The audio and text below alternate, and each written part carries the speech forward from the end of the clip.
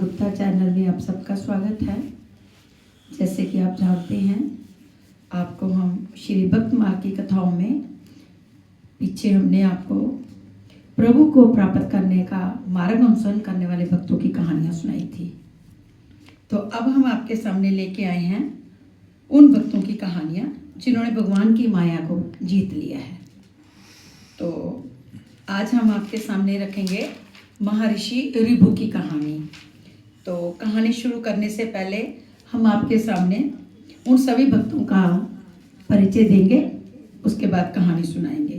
तो कहानी शुरू करने से पहले आइए हम गुरु वंदना करते हैं। जय गुरुदेवा, जय गुरुदेवा, जय गुरुदेवा, जय गुरुदेव, जय गुरुदेवा, जय गुरुदेवा, जय गुरुदेवा, जय गुरुदेव। जय श्री कृष्णा सभी को। तो चलिए हमारे साथ जुड़े रहिएगा। तो आपके सामने हम रख रहे हैं भगवान की माया को जीत लेने वाले भक्तों की कहानियाँ।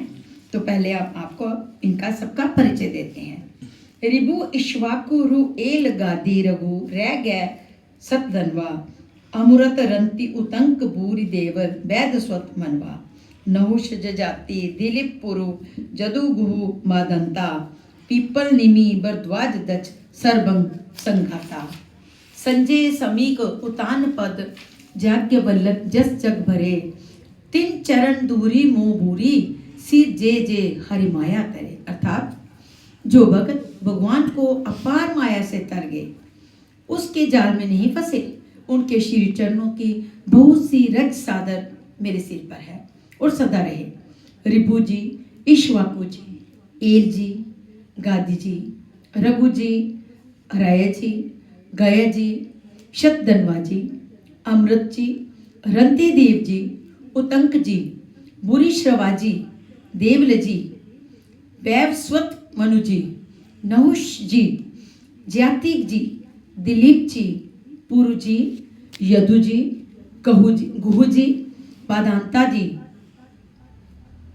पीपल जी, निमि जी, बरद्वाज जी, दक्ष जी, शरबंग जी, संजय जी, शमीक जी, उतानपाद जी और याज्ञवल्क्य जी। इनके सुयश संसार में भरे हुए हैं। ये भगवत भक्ति के प्राप्त से माया को जीतने वाले भगत हैं। तो ये सब वही भक्त हैं जिन्होंने भगवान की मोह माया को जीत लिया है। यहाँ इन भक्तों का पावन चित्र संक्षेप में प्रस्तुत किया जा रहा है। तो हम आपके सामने इन सब भक्तों की कहानियाँ रोज सुनाया करेंगे। तो आज हम आपके सामने रख रहे हैं महर्षि ऋभु की कहानी। महर्षि ऋभु ब्रह्म के मानस पुत्रों में से एक हैं। ये स्वभाव से ही ब्रह्म तत्व तथा निर्वृत्ति प्रायण भक्त हैं। तथापि सद्गुरु मर्यादा की रक्षा के लिए इन्होंने श्रद्धा भक्ति से युक्त होकर अपने बड़े भाई सनत सुजात की शरण ली थी। सनत सुजात की शरण ली थी। उनसे संप्रदायगत मंत्र, योग और ज्ञान प्राप्त करके ये सर्वदा सहज स्थिति में ही रहने लगे। मल विक्षेप तथा आवरण से रहित होकर ये जहाँ कहीं भी पड़े रहते। शरीर के अतिरिक्त इनकी कोई कुटी न थी। यूं ही विचरते हुए महर्षि ऋभु एक दिन पुलस्त्य ऋषि के आश्रम के समीप पहुंचे। वहां पुलस्त्य का पुत्र निधाग वेदाध्ययन कर रहा था। निधाग ने आगे आकर नमस्कार किया। उसके अधिकार को देखकर महर्षि ऋभु को बड़ी दया आई। उन्होंने कहा, इस जीवन का वास्तविक लाभ आत्मज्ञान प्राप्त करना है। यदि वेदों को संपूर्णतः रट जाए और वस्तु तत्व का ज्ञान न हो तो वह किस काम का है। निका, तुम आत्मज्ञान का संपादन करो। महर्षि ऋभु की बात सुनकर उसकी जिज्ञासा जग गई। इससे इन्हीं की शरण ली। उसने इन्हीं की शरण ली। अपने पिता का आश्रम छोड़कर वह उनके साथ भ्रमण करने लगा। उसकी सेवा में तन्मयता और त्याग देखकर महर्षि ने उसे तत्व ज्ञान का उपदेश दिया। उपदेश के बाद आज्ञा की कि निधाग जाकर गृहस्थ धर्म का अवलंबन लो, मेरी आज्ञा का पालन करो। गुरुदेव की आज्ञा पाकर निधाग अपने पिता के पास आया। उन्होंने उसका विवाह कर दिया। इसके बाद देविका नदी के तट पर वीरनगर के पास एक उपवन में निधाग ने अपना आश्रम बनाया। और वहाँ वह अपनी पत्नी के साथ गृहस्थी का जीवन पालन करने लगा, कर्मपरायण हो गया। बहुत दिनों के बाद रिबू को उसकी याद आई। अपने अंगीकृत जन का कल्याण करने के लिए वे वहाँ पहुँच गए। महापुरुष जिसे एक बार स्वीकार कर लेती है उसे फिर कभी नहीं छोड़ते। वे बलि वैष्णवदेव के समय निदाग के द्वार पर उपस्थित हुए। निदाग ने उन्हें ना पहचानने पर भी गृहस्थ धर्मानुसार अतिथि को भगवत रूप समझकर उनकी रुचि के अनुसार भोजन कराया। अंत में उसने प्रश्न किया कि महाराज, भोजन से तृप्त हो गए क्या? आप कहाँ रहते हैं, कहाँ से आ रहे हैं और किधर पधारने की इच्छा है? महर्षि रिबू ने अपने कृपालु स्वभाव के कारण उपदेश करते उत्तर दिया, ब्राह्मण, भूख और प्यास प्राणों को ही लगती है, मैं प्राण नहीं हूँ। जब भूख प्यास मुझे लगती नहीं तब तृप्ति अतृप्ति क्या बताऊँ? स्वस्थता और तृप्ति मन के ही धर्म है। आत्मा इनसे सर्वथा पृथक है। रहने और आने जाने के संबंध में जो पूछा उसका उत्तर सुने। आत्मा आकाश की भांति सर्वगत है, उसका आना जाना नहीं बनता। मैं ना आता हूँ और ना जाता हूँ और ना किसी एक स्थान पर रहता ही।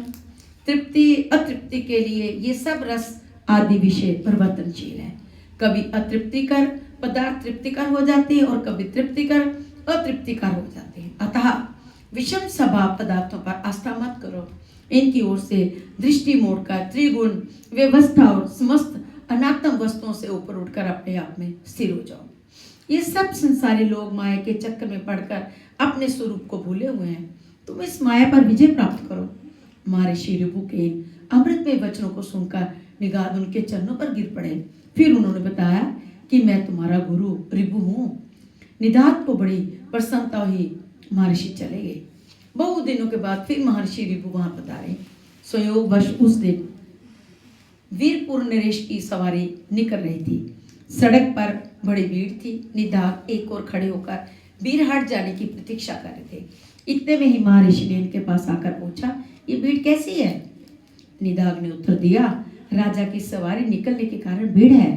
उन्होंने पूछा, तुम तो जानकर जान पड़ते हो, मुझे बताओ इसमें कौन राजा है और कौन दूसरे लोग हैं? निदाग ने कहा, जो इस पर्वत के समान ऊंचे हाथी पर सवार है वे राजा हैं, उनके अतिरिक्त दूसरे लोग हैं। रिबू ने पूछा, महाराज, मुझे हाथी और राजा का ऐसा लक्षण बताओ कि मैं समझ सकूं कि ऊपर क्या है नीचे क्या है। ये प्रश्न सुनकर निदाग झपट कर उन पर सवार हो गए और कहा, देखो मैं राजा की भांति ऊपर हूँ, तुम हाथी के समान नीचे हो।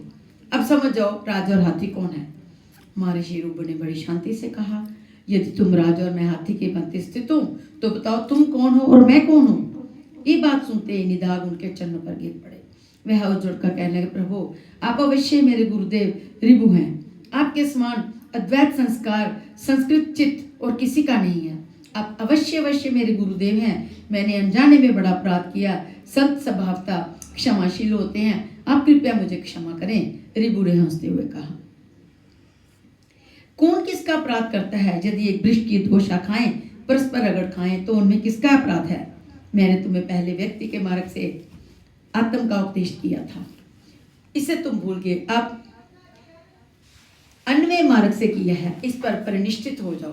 यदि इन दोनों मार्गों पर विचार करोगे तो संसार में रहकर भी तुम इसमें अलिप्त रहोगे। निदाग ने उनकी बड़ी स्तुति की। वे स्वच्छंदतया चले गए।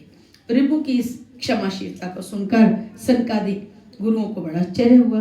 उन्होंने ब्रह्मा के सामने इनकी महिमा गाई और इनका नाम क्षमा का एक अक्षर लेकर रिबुक्ष रख दिया। तब से सांप्रदायिक लोग इन्हें रिबुक्षानंद के नाम से स्मरण करते हैं। इनकी कृपा से निदाग आत्मनिष्ठ हो गए। तो ये है महर्षि रिबू की कहानी।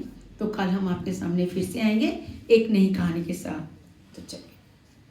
श्री कृष्ण गोविंद हरे मुरारी, हे नाथ नारायण वासुदेव।